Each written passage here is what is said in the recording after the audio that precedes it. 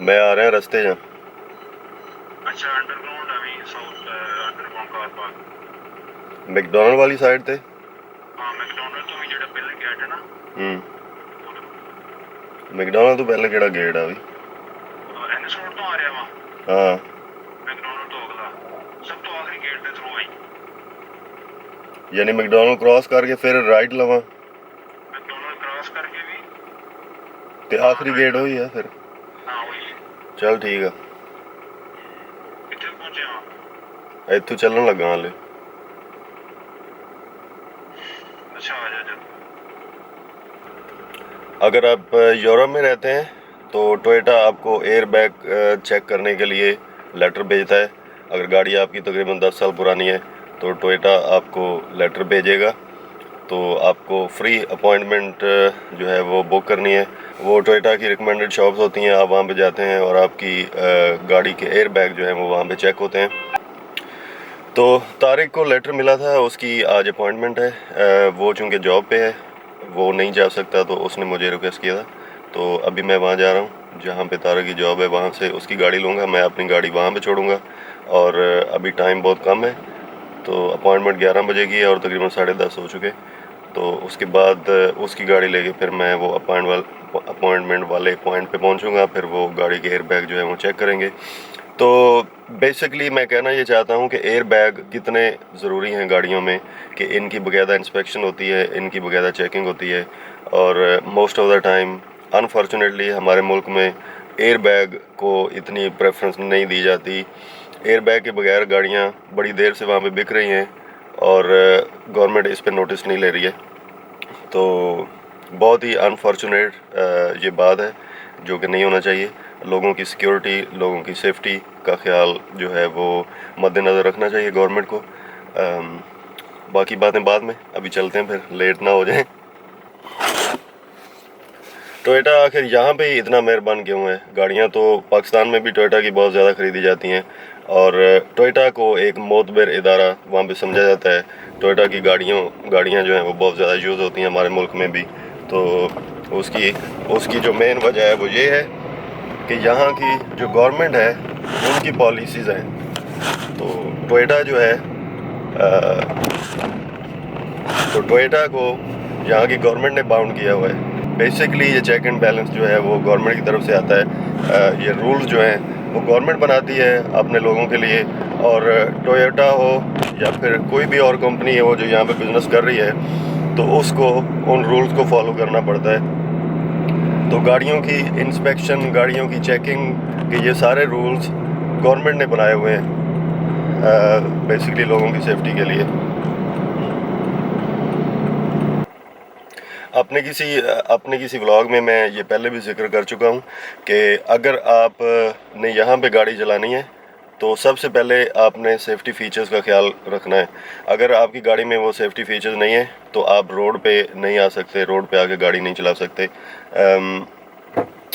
जब भी ये सेफ्टी फ़ीचर्स के हिसाब से बात आती है तो अपने मुल्क में बहुत सारी चीज़ें याद आती हैं जहाँ पे लोगों की सेफ्टी नहीं है, तो बहुत ज़्यादा फील होता है।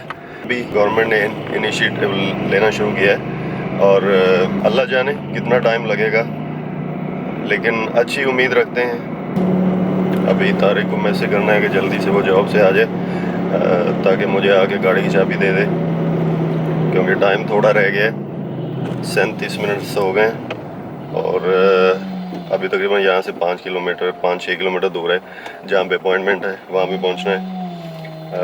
तारिक ने मुझे कहा था 10 बजे आ जाना, लेकिन मैं लेट हो चुका हूँ, 10 बजे नहीं पहुँच सका।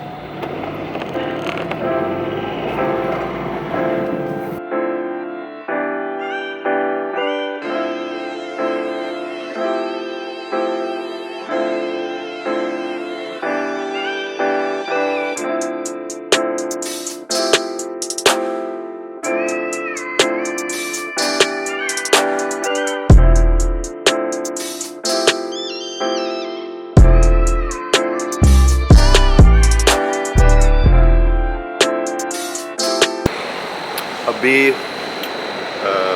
ये तारिक की गाड़ी है जिसके ऊपर कैमरा पड़ा है, तो میں طارق کا ویٹ کر رہا ہوں، وہ آتا ہے تو پھر یہاں سے نکلتا ہوں.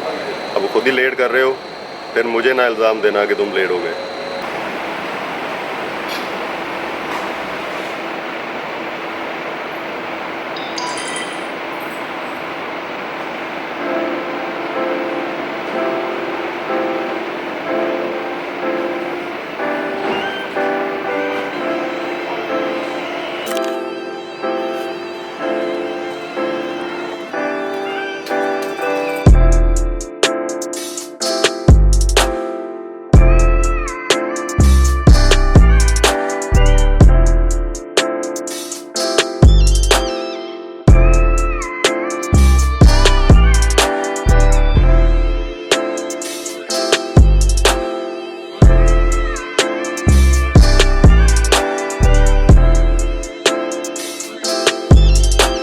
تو ابھی میں اپوائنٹمنٹ والی جگہ پہ پہنچ چکا ہوں. 11 بجے پہنچنا تھا، 1-2 منٹ اوپر ہو گئے، تو امید ہے 1-2 منٹ کی خیر ہوگی. ابھی اس بندے کو ڈھونڈتے ہیں جس کو جا کے رپورٹ کرنا ہے.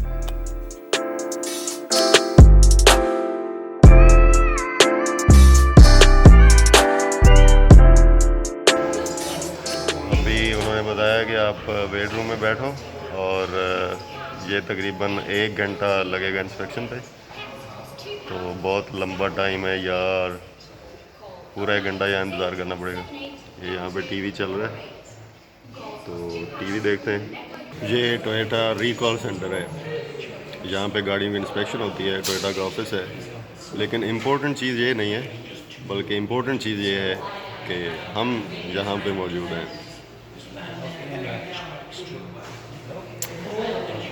نہیں بھائی، ہم تو کوئی اتنے امپورٹنٹ نہیں ہے، یہ ٹویوٹا کا آفس ہی امپورٹنٹ ہے. بتانا میں آپ کو یہ چاہ رہا ہوں کہ میں یہاں پہ موجود ہوں گاڑی کی انسپیکشن کے لیے.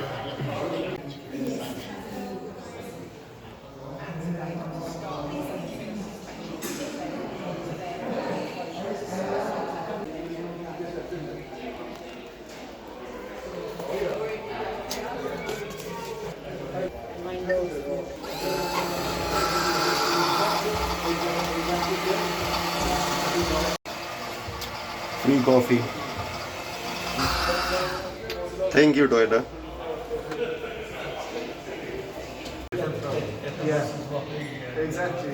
ٹویوٹا نے فری کافی کا انتظام بھی یہاں پہ کیا ہوا ہے، تو while you are sitting here آپ بور نہ ہوں تو کافی بھی پی سکتے ہیں جو بالکل فری ہے.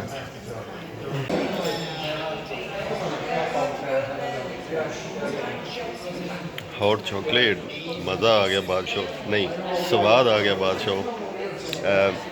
بیسکلی مجھے کافی پسند نہیں ہے. میں اگر کچھ پیتا ہوں تو ہاٹ چاکلیٹ، یہ کافیز میں ہاٹ چاکلیٹ جو ہے وہ مجھے پسند ہے.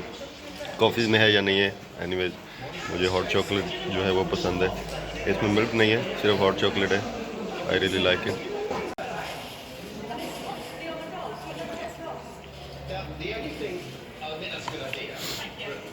افسوس کہ میں یہ چینل چینج نہیں کر سکتا. پکا رہی ہے بھائی، پکا رہی ہے، بور کر رہی ہے، لیکن ریموٹ میرے ہاتھ میں نہیں ہے. اچھا ایک چیز یہاں پہ ہے کہ آپ کسی بھی آفس میں جائیں، 1 منٹ، آپ کسی بھی آفس میں جائیں تو ہینڈ سینیٹائزر آپ کو ضرور ملے گا. وہ ہینڈ سینیٹائزر آپ یوز کر سکتے ہیں. ہینڈ سینیٹائزر بہت ضروری ہے. کرونا جو ہے وہ تقریباً غائب ہو رہا ہے، لیکن اسٹل یہ لوگ جو ہے وہ احتیاط کرتے ہیں، اور کرنی بھی چاہیے. کچھ پتہ نہیں کب برے حالات آپ کے ہوں اور آپ اس موذی مرض میں مبتلا ہو جائیں، تو احتیاط جو ہے وہ ہمیشہ ضروری ہے.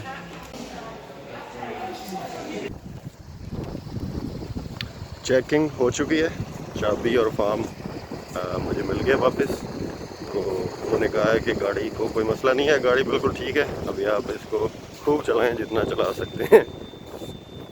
تو ابھی اس کے بعد واپس چلتے ہیں. ناشتے میں آج صرف ہاٹ چاکلیٹ ہی پی ہے جو کہ ٹویوٹا والوں کی تھی. نارملی اتنا میٹھا میں کھاتا نہیں ہوں جتنا میٹھا اس ہاٹ چاکلیٹ کے تھرو آج میں نے کھا لیا. تو جو ڈائٹنگ پلان تھا، آج صبح میں ایکسرسائز بھی نہیں کر سکا. ڈائٹنگ جو چل رہی تھی اس کا تو آج ستیہ ناش ہو گیا کیونکہ hot chocolate was very sweet. تو ابھی چلتے ہیں واپس. یہ گاڑی جو ہے وہ طارق کو دینی ہے اور وہاں سے میں نے اپنی گاڑی اٹھانی ہے, پھر جانا ہے گھر واپس. ایک بات میں یہاں پہ کہنا چاہتا ہوں کہ پاکستان کے حوالے سے جب بھی میں کوئی تنقید کرتا ہوں تو اس تنقید کو پلیز اس طرح سے لیا کریں جیسے گھر کا ایک فرد گھر کے کسی بگاڑ پہ تنقید کرتا ہے. اس کا ہرگز مطلب پاکستان کو لیٹ ڈاؤن کرنا نہیں ہوتا. پاکستان ہماری پہچان ہے, پاکستان ہے تو ہمیں ہمارا ملک ہے. تو لیکن جب یہاں پہ چیزیں دیکھتے ہیں کہ ان لوگوں میں اور ہم میں کتنا فرق ہے, یہاں کے ادارے کتنے ڈیولپڈ ہیں, کتنے سوفسٹیکیٹڈ ہیں, اور ہم لوگ بہت پیچھے ہیں. تمام تر انفراسٹرکچر ہونے کے باوجود, تمام تر ریسورسز ہونے کے باوجود ہم لوگ اتنے پیچھے ہیں, تو پھر افسوس ہوتا ہے اور تنقید کرنے کو بھی دل چاہتا ہے. تو اس لیے دل پہ نہیں لینا. جو بھی تنقید پاکستان پہ ہم کرتے ہیں وہ بیسکلی بڑے ہی بھاری ہارٹ کے ساتھ کرتے ہیں. تو دس واز دی ڈسکلیمر. اگر آپ میں سے کوئی یہ سمجھے کہ پاکستان پہ یہ دیکھو جی پاکستان پہ تنقید کر رہا ہے, باہر بیٹھا ہے, یہ ہے وہ ہے, تو اس طرح کی چیز پلیز بالکل نہ سوچیے گا. بہت افسوس ہوتا ہے جب بھی اس طرح کی چیزیں دیکھتے ہیں کہ پاکستان جو ہے ہمارا وہ ترقی نہیں کر رہا ہے. اتنے سال ہو گئے پاکستان کو بنے ہوئے, لیکن ابھی بھی ہم لوگ ادھر ہی کھڑے ہیں. باقی جو ملک ہیں وہ ترقی کر کے کہاں سے کہاں پہنچ گئے, ہمارے جو نیبرز ہیں وہ ترقی کر کے کہاں سے کہاں پہنچ گئے, اور ہم ترقی نہیں کر سکے. تو افسوس تو بنتا ہے اس پہ, اور وہ ہم کرتے رہیں گے.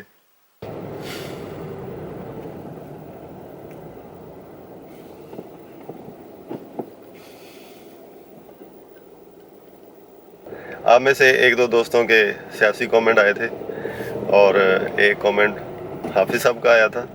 حافظ صاحب نے اس میں ایک بہت اچھی دعا فرمائی تھی ہمارے لیے کہ اللہ تعالیٰ ہمیں نماز پڑھنے کی, نماز قائم کرنے کی توفیق عطا فرمائے. تو آمین ثم آمین. حافظ صاحب کا بہت شکریہ کہ حافظ صاحب ہمیں وقتاً فوقتاً یاد کراتے رہتے ہیں, نماز کے بارے میں شرمندہ کرتے رہتے ہیں, اور ہم بھی کوشش کرتے ہیں جتنی نمازیں بھی ادا کر سکیں اس کی پوری کوشش کرتے ہیں. آج فرائیڈے ہے تو ابھی ٹائم ہے, باقی انشاءاللہ فرائیڈے کی نماز پڑھیں گے. حافظ صاحب سے ملاقات بھی ہو جائے گی.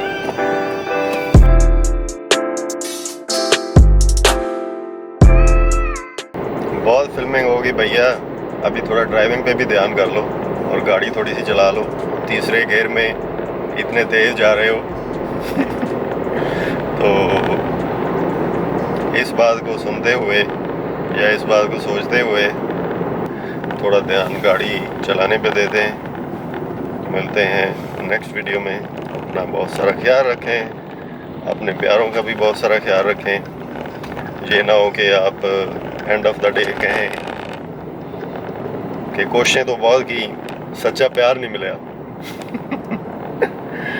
تو ابھی سے ہی سچا پیار پانے کے لیے کوششیں رکھیں بھائی جان, کوشش کریں.